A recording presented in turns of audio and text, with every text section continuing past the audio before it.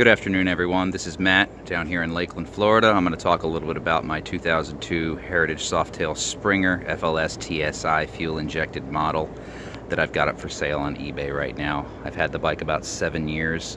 Everything that isn't stock, I did. Everything that you see comes with the bike. If I can't put it on the bike, I will ship it to you anywhere in the continental United States free of charge. It's included in the auction. I have the driver's side backrest, the passenger seat, passenger backrest with the luggage rack, the windshield with the original basket weave leather pattern. As you notice, I've also had several pieces of the leather custom fringed.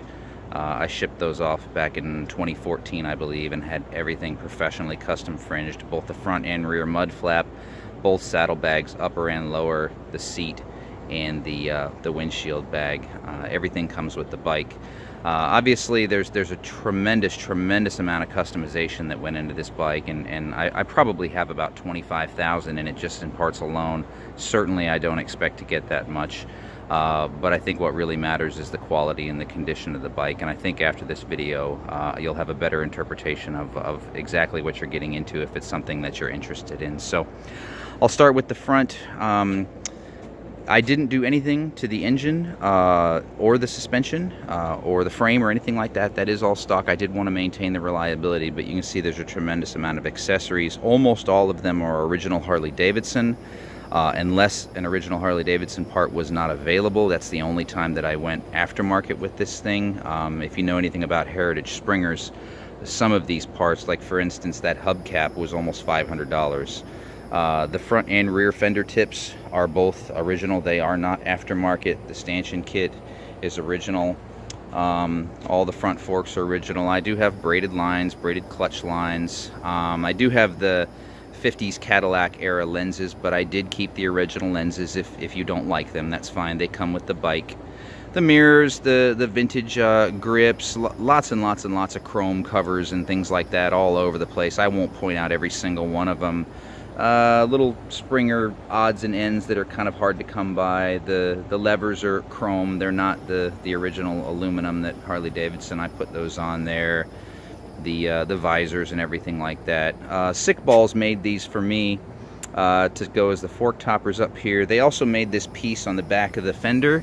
I designed it. I traced the fender and sent them a design, and they made it for me, and it kind of matches the stanchion kit. I didn't like the bland look of the back side of the fender, so that's a one of a kind. Nobody else has that. I'm the only one. Let's see here. I think the chrome and the paint pretty much speak for itself. There is a little spot right, let me see if I can get it, right here, that right there. It's been there since I bought the bike. The paint it looks like it picked up a rock from the inside of the fender and just bumped it out just a little bit, but I believe in full disclosure, so I want you to know about it. The chrome, I think, speaks for itself. If there was a piece of chrome available for this bike, I bought it and I put it on. It does have the Harley-Davidson toolkit in there. The toolkit is inside. I left the original air cleaner on. I liked it. I didn't want to get rid of it. You can kind of see the condition of the heads and the chrome and you know, all these little covers, like this cover right here, and all this is chrome up in here. Of course the transmission, but of course the transmission housing is all chrome. This is a Bassani exhaust, Bassani True Dual exhaust. There's a little boot mark right here. Again, full disclosure, little boot mark right there. I liked the look of the 50s era fishtail. If you can kind of tell, I went very retro styling on this. If you don't like them, the original Bassani mufflers do come with the bike. This is an original fender, bumper off of a 1940s era Harley-Davidson. It is an original Harley-Davidson part. I retrofitted it to this bike, and the little balls on there I added just to kind of go with the theme. Sick Balls made those for me as well. Again, I have the original lenses if you don't like the dome lenses. Slanted license plate cover. The rack is not original. It is very close to the original, but it is not original. I was not able to find an original one, but I do like the way that it looks. Yeah, all the original parts. That was all fringed. Saddlebags are all fringed. The seat was fringed, all the fringes intact, not a single piece is broken.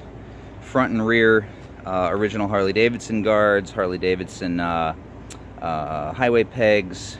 Oh, I wanted to point out the footrest. This is kind of a special thing, also a one-of-a-kind. These are not the D-shaped Harley-Davidson footboards. I like the look of the vintage Half Moon, so I had this fringe custom made, and the guy that made it for me actually custom fabricated the fiberglass to hold it on there. This is one of a kind. This is kind of a neat feature that you won't see on any other bike in the world, because it doesn't exist. I had it custom made for this bike. All right, we'll walk around to the other side. Rear fender tip. That fender tip actually cost me almost $300, and it was rusty, and then I had to ship it off to get it re-chromed. So if you own a Heritage Springer, you already know what I'm talking about. But all right, so let's see here, more chrome. The inner primary cover in there, I don't remember if that was original Harley or not. The cylinder head base chrome cover in there. Again, the footboards. You can kind of see the cylinder heads. I've got some steel braided spark plug wires, and lots of little chrome covers and bits and pieces here and there. Oh, I did have the wheels relaced. Oh, you can see all of this over here, the original Springer teardrop covers. I did have new rotors put on that I kind of liked the style. They're not Harley-Davidson brand, but I like the style that matched well with the spoked wheels. I did have both the front and rear wheels relaced. Harley-Davidson did it for me, but they're not Harley-Davidson brand. They're not cadmium Harley that always tends to look terrible. These are actual chrome spokes and nipples on the original wheels, and so they don't look all corroded and gross like typical Harleys of the early 2000s era do. And Avon Gangster tires. I like the super wide white wall, kind of the vintage look. They're in great shape. They're only 20% worn, if that. Let's see what else. Oh, you probably want to hear it run. The bike is stone cold. Haven't started it since yesterday. So I will fire it up. I always get accused of it being a trailer queen, but I assure you I do ride it. It's got 42,000 miles on it.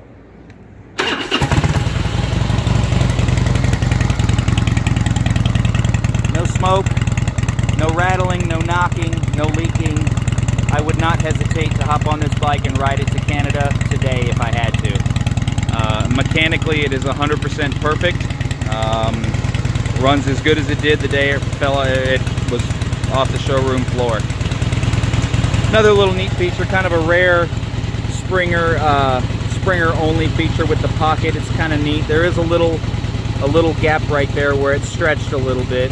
Full disclosure. Let's see what else we got.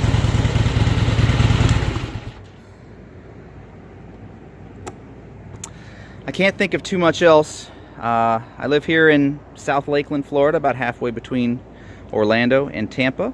You can fly into either airport. They're both roughly about an hour away from me, so an Uber ride will, cost you 50, 60 bucks, or I can come pick you up from the airport, or I welcome your inspections. I will be listing it on eBay. I do not have it listed anywhere else.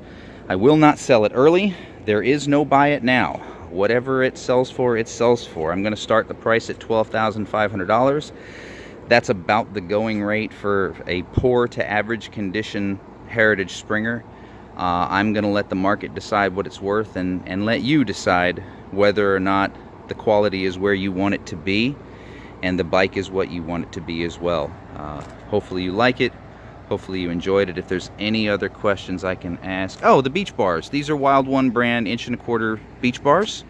The wires are all run internally, of course. And I did, because they're so far back, they're 36 inches wide, and they have like a 14-inch pullback. I was having some problems with them jostling over bumps, so I did helicoil all 4 of these, and they are super, super tight. So these bars are solid. They're not going to go anywhere, just in case you're worried about how far the pullback is on those. I just really liked the way the vintage beach bars looked, and hopefully you do as well. If you have any questions, if you need any more pictures, if you want any more information, please call me and ask me. My number is area code 801-425-8061. I'm not going to post that on the eBay auction, but if you've watched the whole video, you now have it. Please feel free to call me, ask any questions that you like, and hopefully we will talk to you then. Thank you, folks.